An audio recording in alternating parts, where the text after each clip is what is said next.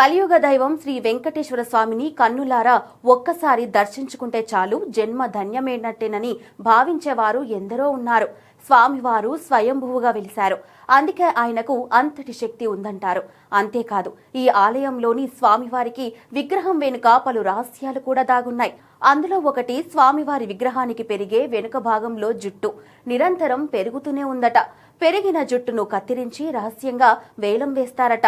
ఇంకో ఆశ్చర్యకరమైన రహస్యం ఏంటంటే, తిరుపతి నుంచి 22 కిలోమీటర్ల దూరంలో ఉన్న ఓ రహస్య గ్రామం నుంచి స్వామివారికి అవసరమైన పువ్వులు, వెన్న, పాలు, ఇతర వస్తువులను తీసుకొస్తారు. బయటి వ్యక్తులెవరిని ఆ గ్రామంలోకి అనుమతించరు. స్వామివారి సేవ కోసమే అక్కడి ప్రజలు నివసిస్తూ ఉంటారు. ఆ గ్రామంలో నివసించే వారికి తప్పించి మరెవ్వరికి తిరుమలకు వెళ్లే వస్తువుల గురించి తెలియదని పండితులు చెబుతున్నారు. ఈ విగ్రహంలో మరో అద్భుతం కూడా దాగుంది. విగ్రహం వెనుక చెవులు పెట్టి వింటే అలల శబ్దం